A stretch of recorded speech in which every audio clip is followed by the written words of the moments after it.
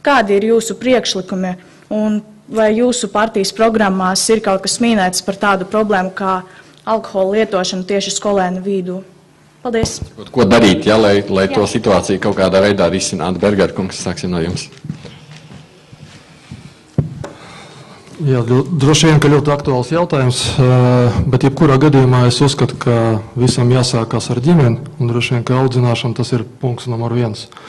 Tālāk, protams, ka mums jāpilnveido un valstī jānodrošina gan izglītība, interešu izglītība, gan arī iespēja bērniem nodarboties ar sporta nodarbībām, un tam iespējām jābūt bezmaksas, un valstī to būtu jānodrošina. Kas attiecās uz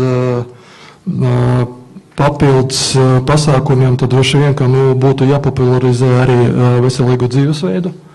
Un es domāju, ka tas ir, laikam, 3 punkti, uz kuriem varētu balstīt to, ka mūsu jaunatne tomēr atturētos no atkarīgām lietām. Kā zināms, sporta lietas, tās ir pašvaldības ziņā. Valsts kaut ko tur uzņemsies? Tad? Valstī būtu jānodrošina, jo, diemžēl, valsts lielāko daļu ir nodevusi pašvaldība, bet valstī jādotē, jo pašvaldības ne visas var šo programmu realizēt, bet tā ir mūsu nākotne. Tā būtu veselības mācību skolās, vai kas bija domāts jums? Sporta nodarbības. Tas pēdējais par dzīves. Dzīvesveidu popularizēšanu, es nezinu, televīzija, reklāma, aktivitātes, sporta pasākumu. Ok, skaidrs. Rivišķa kundze. Varētu piekrist kolēģiem, tā ir ģimene, tā ir veselīga dzīvesveida popularizēšana un, protams, brīvā laika izmantošana, tā skaitā arī sports, un mums ir punkti arī programmā par sporta nodarbību atbalstu, bet te vēl ir jautājums, kā mazgadīgs bērns var nopirkt alkoholu. Kā viņš var nopirkt? Mums likumdošana nosaka to, kad mēs pārdodam alkoholu pilngadīgam. Darīsiet? Tātad, acīm redzot, tomēr ir stingrāka kontrole ir vajadzīga arī. Deputātus to var ietekmēt? Deputāti to var ietekmēt ar likumdošanā paredzot ļoti bargus sodus par to. Rosināsiet? Laikam jau jārosina, ja reiz tāda situācija ir, ka kāds piektais te. Paldies, Tomašana kungs. Šai problēmai 2 daļas es šeit redzu. Tad viens jau neatkārtojoties par to, ko vajadzētu darīt. Es tikai atceros vienu gadījumu, kad Amerikas Savienotās valstīs uz 3x3 nometni braucot veikalā ar savu ģimeni ieejot, bija vēlēšanās nopirkt alus pudeli, un man paprasīja personas apliecinošu dokumentu. Man bija 40 gadi kaut kur. Un es viņai prasīju, kāpēc jūs tā darat. Viņa teica tā, jums tur līdzi nāk tie bērni, jāpaskatās, kas te pērk to alu. Ja jūs viņam pēc tam iedosiet, varbūt nepatikšanas, ja? Es saku, kādas nepatikšanas, es saku, tad mums te veikala aiztaisa ciet un beidzās mūsu biznesa, ja? Ja šādā veidā var panākt to, ka tur līdz 21 gadam, nevis līdz 18 gadiem nepārdod alkoholu veiklā tik vienkārši, ja? Tad varbūt šis ir viens no tiem ceļiem, ko mēs arī varam iet. Otrs, man pašam ir bērni, un es arī skolā strādājot, es sastaps ļoti jauks jauns cilvēks, kas ir ļoti kategorisks pret alkoholu lietošanu. Un tad droši vien atšķirībā, teiksim, no mana laika, kad es skolā gāju, ka nebija tādi jaunieši, kas tā varēja nostāties, teikt, es nedzeršu un neņemšu un nepiedāvājiet man un beidziet, tas ir pretīgi, ja?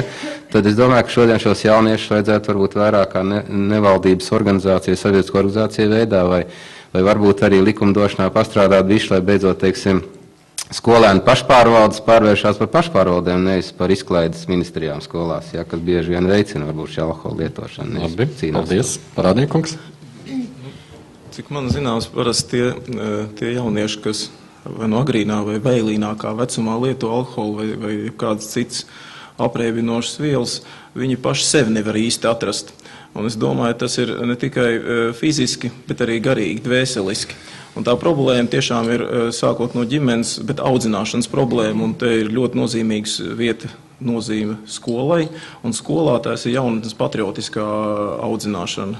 Tas ir viens un vērtība audzināšana. Kas attiecās uz Papardes ziedu, tad es aicinātu, jūs tiešām esat ļoti laba organizācija, varbūt mazliet es ieteiktu, ja tā drīkst, arī jums pamainīt šo skatu punktu tieši uz vērtību izpratnēm. Jo tad, kad tas, ko es redzu no malas arī kā 5 bērnu tēvs cits starpā, to, kad runājat par ģimenes plānošanu, par seksuālu audzināšanu un tam līdzīgi, tad pirmais pirmais, ko man gribētos redzēt, tas ir par likumības audzināšanu bērnos, par šo morālo vērtību. Un tad pārējais, tas kaut kā sakārtosies, kad šīs morālās vērtības priekš katra būs visaugstākā vērtība kā tāda, tad arī tā situācija būs cita. Paldies. Bukvalaukungs. Atbildējot uz jūsu jautājumu. Pirmais, mums vajadzētu uzlabot ekonomisku situāciju valstī. Kāpēc vecāki dzer? Viņi dzer tāpēc, ka viņam nav darba. Alkoholisms, tas ir depresijas seka. Bērni skatu saviem vecākiem un arī dzer. Otrais, mums vajadzētu palielināt valsts un pašvaldības finansējumu uz bezmaksas bērnu studijas, pulciņas, sporta klubu. Trešais, mēs piedāvājam palielināt veselīgu dzīvesveidu reklāmu televīzijā, radio, masmēdijā, internetportālos. Valsts finansētu, ja? Jā, protams. Tas ir ļoti izdevīgi valstī. Un pašs pēdējais, mēs piedāvājam nostiprināt audzināšanas darbu skolā. Paldies. Tas tā nostiprināšana būtu kā? Kas tur būs tajā Lai skolā? reklamēt veselīgu dzīvesveidu starp bērniem. Tas ir literatūras skolā stundā? Jā, klases stundas, literatūras stundas, sporta stundas un tā tālāk. Labi, Elērts kundze. Paldies. Jā, tika jau minēts stingri sodi, jā, protams, līdz licences atņemšanai, un ne jau velti baidās Amerikā pārdot alkoholu, tur ir stingri sodi, un tas arī tam ir jābūt. Veselības mācība tika jau pieminēta, kā arī vērtība orientācija skolā. Man liekas, Papārds Zieds dara brīnišķīgu darbu un neuzkrausim viņam viss audzināšanas pienākums. Bet man liekas, vēl viens virziens, par ko varbūt mazāk tika runāts, ir jauniešu pašu aktivitāti un spēja iesaistīt jauniešus. Jo ļoti bieži jauniešiem, jo es pieņemu, ka skolā viņi nedzer, viņi dzer savā brīvajā laikā. Un jauniešiem šai vecumā ir ļoti grūti tikt klāt, un tāpēc ir jāpalielina tā nauda, kas no izglītības ministrijas tiek dalīta dažādiem līderības projektiem, kur jauniešu organizācijas pašas var iesaistīt šos jauniešus, spēt viņus uzrunāt, jo gaidīt uz vispārēju morāles pieaugumu, kas atrisinās šo problēmu, mēs vienkārši nevaram atļauties. Dzer pārāk daudz.